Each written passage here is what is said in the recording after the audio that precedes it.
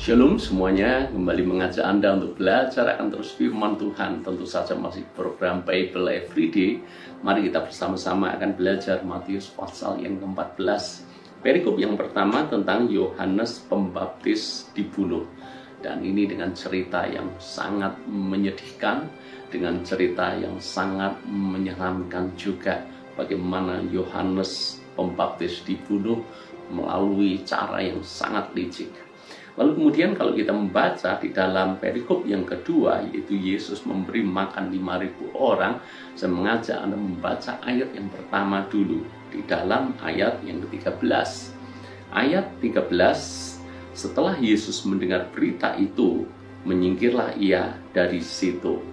Setelah Yesus mendengar berita itu, berita tentang apa? Berita tentang kematian Yohanes Pembaptis. Maka Yesus ingin menyingkir dari situ. Tujuannya apa? Bukan melarikan diri. Tujuannya adalah hendak mengasingkan diri dengan perahu ke tempat yang sunyi. Yesus hendak mengasingkan diri untuk berdoa.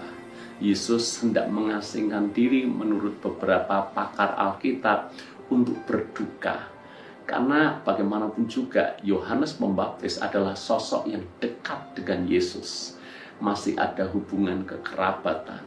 Yohanes Pembaptis juga yang membuka jalan buat dia. Yohanes Pembaptis juga yang membaptis dia.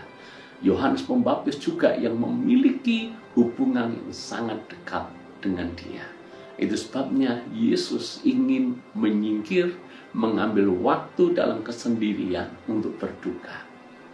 Namun sekarang lihat, tetapi orang banyak mendengarnya dan mengikuti dia dengan mengambil jalan darat dari kota-kota mereka.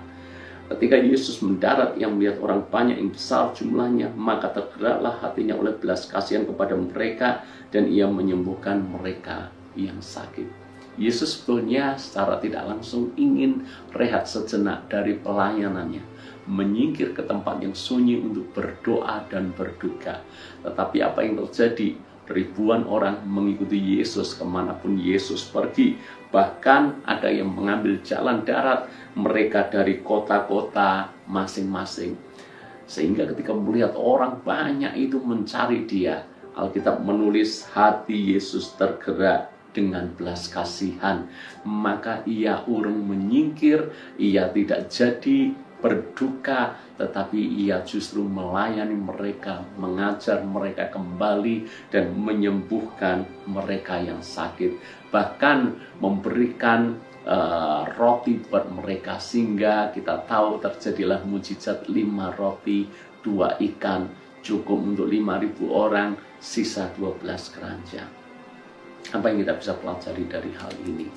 Yesus sebetulnya punya hak untuk dia sendiri.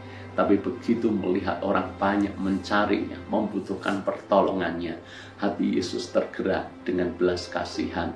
Sehingga dia harus menekan egonya. Sehingga dia harus mengurungkan waktunya untuk sendiri. Dan dia memilih untuk melayani orang banyak pada saat itu. Kita belajar bahwa ternyata kepentingan orang banyak harusnya lebih didahulukan daripada kepentingan kita sendiri.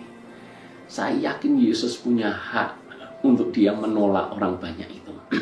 Saya yakin Yesus punya alasan untuk dia pergi sendiri dan tidak mau tahu dengan ribuan orang yang mencari dan mengikutinya. Tapi Yesus adalah sosok yang luar biasa. Dia rela mengosongkan dirinya benar-benar. Dia melayani mereka lebih dulu, melayani orang banyak ini lebih dulu. Baru kemudian di dalam versi yang lain, kita tahu bahwa setelah melayani ribuan orang ini, Yesus menyuruh murid-muridnya untuk pergi ke seberang, sementara dia berdoa seorang diri, mengambil waktu dalam kesendiriannya. Jadi Yesus menempatkan kepentingan bersama di atas kepentingannya sendiri, di atas keinginannya sendiri. Orang yang dewasa adalah orang yang bisa belajar daripada Tuhan Yesus. Kepentingan orang banyak selalu didahulukan dibandingkan dengan kepentingannya sendiri. Kadang-kadang saya melihat ada begitu banyak orang yang sudah dewasa tapi kekanak-kanakan. Bagaimana hal itu terlihat? Ketika dia memaksakan kepentingannya sendiri di atas kepentingan orang banyak. Seandainya dia mau mengikuti kepentingan orang banyak, mau mengalah, mau menekan egonya, maka bisa jalan dengan baik. Tetapi yang saya amati seringkali tidak seperti itu. Mereka yang menjadi kepentingan orang banyak harus menyesuaikan dengan kepentingannya sendiri.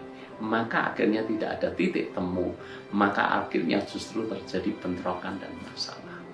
Kembali kepada kita, khususnya kita ketika kita bersosialisasi satu dengan yang lain, ketika kita berhubungan dengan banyak orang, dan ketika kita tahu ini kepentingan bersama, ini kepentingan pribadi, mana yang harus kita dahulukan. Justru belajar dari apa yang dilakukan Tuhan Yesus. Yesus mengajarkan sebuah etika moral sederhana yang harusnya kita ikuti juga. Kepentingan orang banyak harus didahulukan daripada kepentingan kita sendiri. Bukan artinya kita membunuh kepentingan kita sendiri, membunuh keinginan kita. Tidak, hanya soal waktu. Karena toh kita sebetulnya kalau kita bicara soal waktu, kita bisa dahulukan dulu kepentingan bersama. Setelah itu kita pasti bisa punya waktu untuk mengurus kepentingan kita. Belajar dari hal ini, marilah kita jadi orang bijak. Tuhan Yesus memberkati.